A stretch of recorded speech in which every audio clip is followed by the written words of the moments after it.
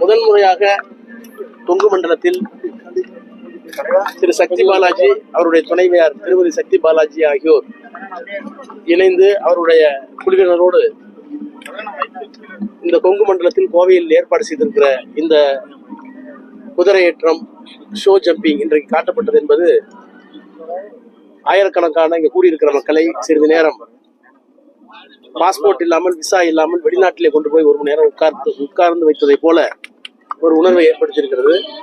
இந்த புதிய முயற்சி பெரும் செலவில் அவர்களால் ஏற்பாடு செய்யப்பட்டிருக்கிறது.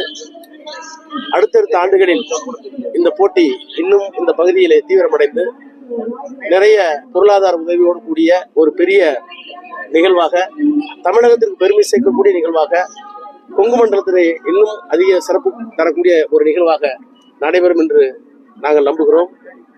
இந்த பகுதிக்கு இது ஒரு மிகப்பெரிய சிகரமாக இருக்கிற காரணத்தினால் அரசின் சார்பில் ஏதேனும் உதவிகள் கிட்டுமானால் அவற்றையும் மாண்புமிகு முதலமைச்சர் பேசி பெற்றுத் தருவதற்கு முயற்சிப்போம். இந்த தொகுதியினுடைய நாடாளுமன்ற உறுப்பினர் வகையில் இந்த நிகழ்வை நடத்தி காட்டிய திரு சக்தி பாலாஜி அவர்களுக்கும், அவருடைய துணைவியாருக்கும், அவருடைய இணைந்து பணியாற்றிய அனைத்து குழுவினருக்கும், பல்வேறு மாநிலங்களில் இருந்து வந்து இந்த குதிரை ஏற்றத்தில் ஷோ ஜம்பிங்கில் பங்கு கொண்டிருக்கின்ற